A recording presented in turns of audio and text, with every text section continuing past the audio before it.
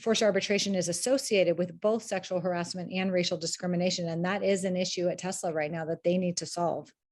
So, Kristen, I'd like to ask you from basics for viewers' sake. And my first question would be, what are the things that you wanted to bring up by shareholder proposal to Tesla? And what do you know about the mandatory arbitration? Sure. I just want to also just start by saying thank you for your interest in this work and in our work at Tesla. And yeah, I just want to make sure that you get everything that you need, and we'll try. And if we don't have the answer today, we will come up with one soon. But sure, these look like things that we can answer today. And so for us, we're investing at the intersection of environmental sustainability and social justice.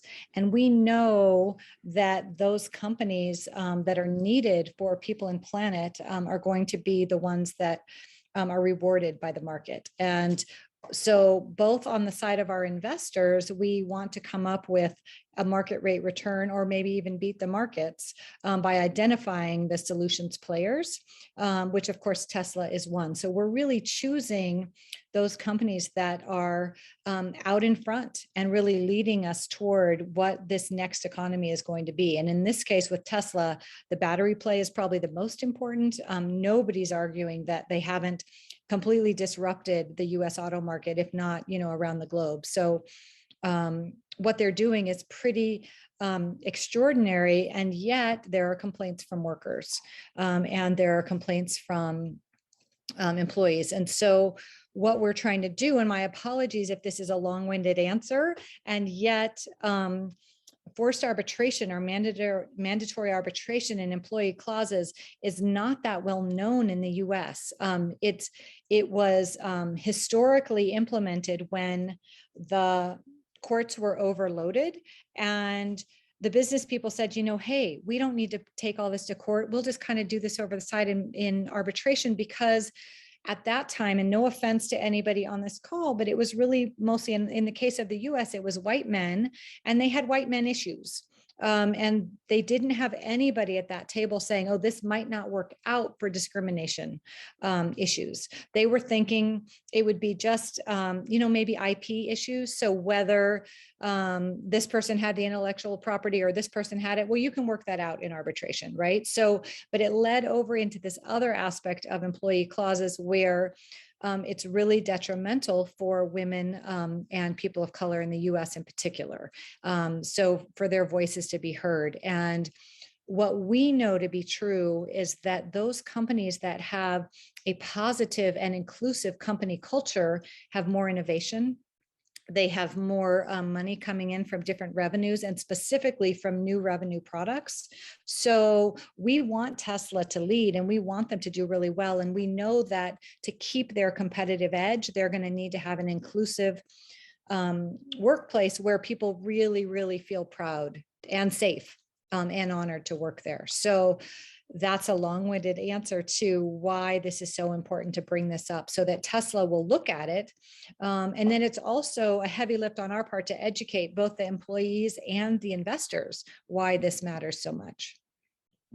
So about Tesla, I actually see a lot of other reports, of the factory workers or critics are saying that they don't officially have a IR or PR and internal audit system, and some critics are saying that it's not acceptable for S&P 500 company. So what is a problem that we should be looking at this time of the Tesla's corporate culture? What do you think? So we definitely identify this as a risk to the company culture, and then also to the brand, right? And so, and then also it's a risk to potential, we want to see each of our companies recruiting, hiring, and promoting top talent. And if they can't continue to do that because of they're not treating their employees well, then it's a huge risk to the upside of that company.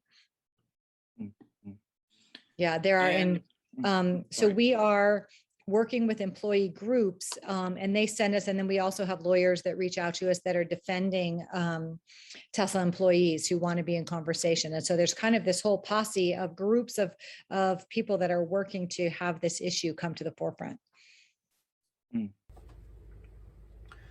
So Tesla released the first DEI, diversity, equality, and inclusion report in last December. And at the same time, they were also selected as S&P 500 index company. And you made a comment on Bloomberg saying that you are thrilled to see that. But now, what are the things that you think Tesla lacks on DEI disclosure? What do you think? So so Tesla, based on size and on revenues, and on market cap, made it. And that what are these other issues, right? What are the other things that are deserving of an S&P 500 company? And so, and as you all know, Tesla does operate in many ways like it's still a startup. And some of the things about that do bring innovation, and yet they really do have enough factories and enough employees where a fully fleshed out HR for human rights. They also need to have investor resources too. So, when you call to get information as an investor, they don't have very well-trained people. They did just put out their first diversity report. We were in favor of that and we called for that. So we were happy to see that. And yet they do have quite a bit of room for improvement. And they also do have, forced arbitration is associated with both sexual harassment and racial discrimination. And that is an issue at Tesla right now that they need to solve. I'm now wondering what sort of a process you have been, through so far to get a majority vote on the shareholder proposal. And the last year, you got a 27% of approval, and since then, my question would be, how did you get other, institutional investors on board? And also, just like last year, are you going to get approval from the ISS and the Glass Lewis? Last year we were. This year we'll see. We'll see. They haven't come out yet. We just submitted another statement today, and so we'll see. It'll be a couple of weeks. So we only have 3 weeks until the meeting, so we'll see when those come out. I anticipate we will have both Glass Lewis and ISS approval this year because the issue has not changed. If anything, it's gotten worse. And then just as far as majority vote, that will be interesting to see because, at any given moment, Elon owns about 19 up to 20% of the company. And then, of course, the board is largely controlled by him, and they're largely paid in Tesla stock as well. And then employees own quite a bit. So there's so much insider ownership, and we don't anticipate getting much of that vote.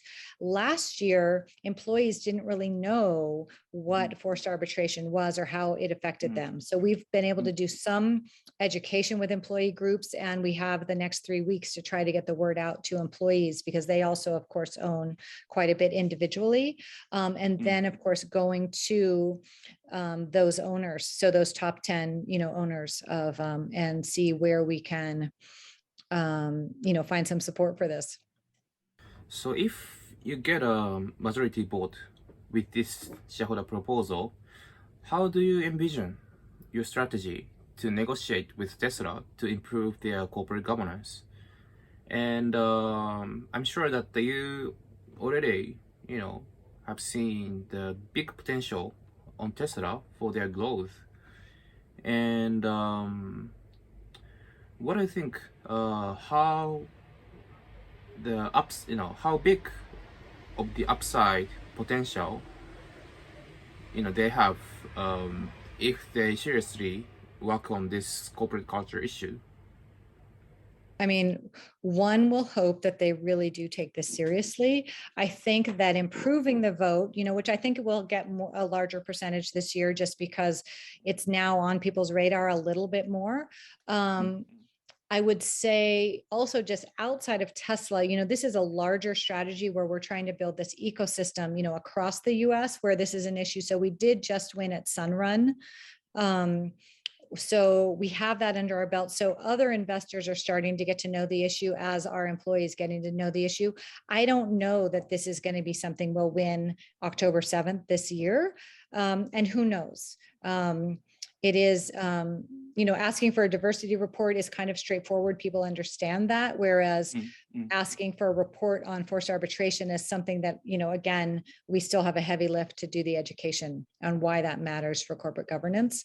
If and when we win, because at some point we will win, well, actually, I'll just back up to say another issue that comes up is that in our federal system, we have some legislation moving forward that has bipartisan support to end forced arbitration. So if it were to end by a statute in the US government, then Tesla's really at risk, because all sorts of lawsuits could happen like overnight, and any of the companies. So Tesla's not alone in this. So it's a significant risk if that legislation goes through. So better for them to be handling it ahead of time, before that legislation goes through, on their own. So this is really an invitation for them to step into some really positive and instructive corporate governance. Interestingly, Tesla is one of the most popular US stock in Japan, and I often see that they, ranking in top 5 popular stock in the security company in Japan. And many people in Japan would think that Tesla as ESG or innovative company, and such an image like Elon Musk is genius, things like that. And I think lots of people would be shocked by your allegation. And the annual shareholder meeting is October 7th, which is just around the corner. Do you have anything that you wanted to say to Japanese retail or institutional shareholders? We really want this to be a win-win. We ideally engage with all of our companies. I mean, we do reach out to all of them, and we look to engage in a win-win dialogue, really, where we're offering to strengthen their corporate governance, and particularly when it comes to diversity, equity, and inclusion issues.